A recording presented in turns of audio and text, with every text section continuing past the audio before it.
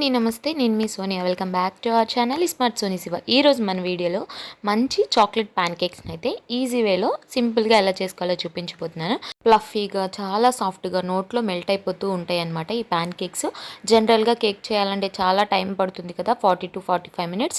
So అప్పటి వరకు పిల్లలు ఆగరు. సో అలాంటి టైంలో ఇలా ఒకసారి చాక్లెట్ ప్యాన్ కేక్స్ని ట్రై చేయండి. చాలా ఈజీ ప్రాసెస్లో చేసుకోవచ్చు. ఇవి చేయడానికి ఎక్కువ టైం పట్టదు, 5 to 10 minutesలో అయిపోతాయి. సో ఎలా చేసుకోవాలో లేట్ చేయకుండా చూసేద్దాం. వీడియోని స్కిప్ చేయకుండా లాస్ట్ వరకు చూసేయండి. మన ఛానల్ని ఫస్ట్ టైం చూస్తుంటే సబ్స్క్రైబ్ చేయండి. ముందుగా ఈ చాక్లెట్ ప్యాన్ కేక్స్ కోసం ఒక మిక్సింగ్ బౌల్ తీసుకొని అందులోకి 2 టేబుల్ స్పూన్ల దాకా మెల్టెడ్ బటర్ కానీ లేదా ఫ్లేవర్లెస్ ఆయిల్ని కానీ తీసుకోవాలి.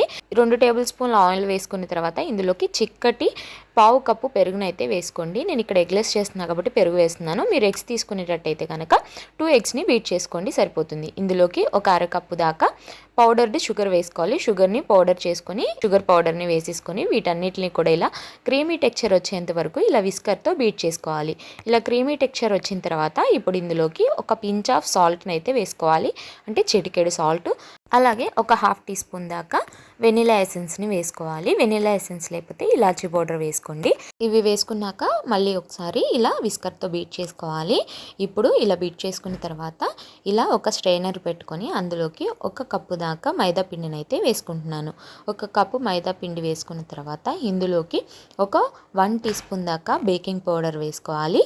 అలాగే ఒక పావు టీ స్పూన్ బేకింగ్ సోడా, అంటే వంట సోడా అంటాం కదా మనం, వంట సోడా వేసుకోవాలి. నేను ఇక్కడ చాక్లెట్ ప్యాన్ కేక్స్ చేస్తున్నా కాబట్టి ఒక 2 టేబుల్ స్పూన్స్ దాకా కోకో పౌడర్ అయితే వేసుకుంటున్నాను. మీరు చాక్లెట్ ఫ్లేవర్ ఇష్టం లేకపోతే నార్మల్ ప్యాన్ కేక్స్ అయినా చేసుకోవచ్చు అనమాట, కోకో పౌడర్ని స్కిప్ చేసేసి.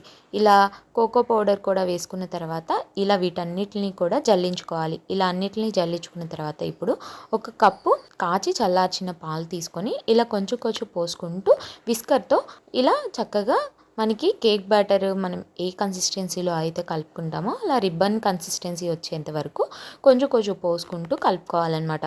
నేను ఇక్కడ 1 కప్పు పాలంటే 250 ml పాలు అనమాట, కాచి చల్లార్చిన పాలు తీసుకున్నాను. సో చూడండి, ఇలా 1 కప్పు పాలు మొత్తం వేసేసరికి మనకి ఇలా రిబ్బన్ కన్సిస్టెన్సీ అనేది వస్తుందన్నమాట. ఇప్పుడు ఈ బ్యాటర్ని పక్కన పెట్టుకొని స్టవ్ మీద ఒక ప్యాన్ పెట్టుకొని ఒక 1 టీ స్పూన్ దాకా ఆయిల్ వేసుకొని ఇలా టిష్యూ పేపర్తో అంతా స్ప్రెడ్ చేసుకొని ఒకసారి అంతా తుడిచేసుకోవాలి. ఇప్పుడు స్టవ్ని మీడియం ఫ్లేమ్లో పెట్టుకొని ఇలా మనం కలుపుకున్న కేక్ బ్యాటర్ని ఇలా ఒక గుంట గరిటెతో ఒక గంట బ్యాటర్ని అయితే వేసుకోవాలి.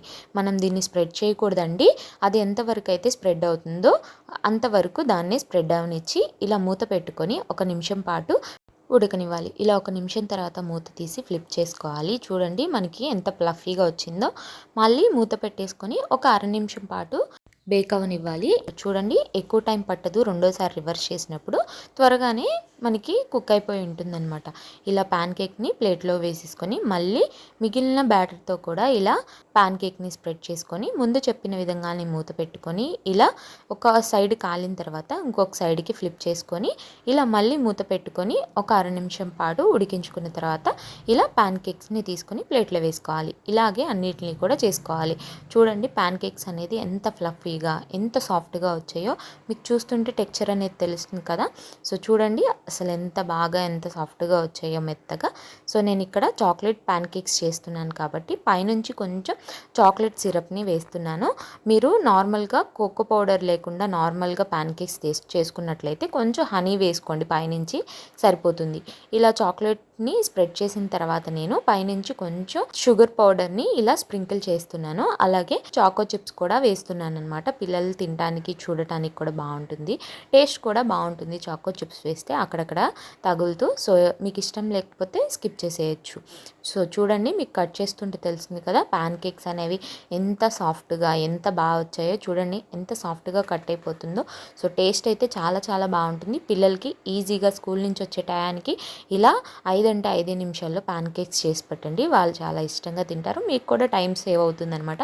సో ఈ వీడియో చూసాక మీరు కూడా ట్రై చేయండి. ట్రై చేశాక ఎలా వచ్చిందో మీ ఫీడ్బ్యాక్ని నాతో షేర్ చేసుకోవడం అస్సలు మర్చిపోద్దు. ఈ వీడియో అయితే నచ్చిందని అనుకుంటున్నాను.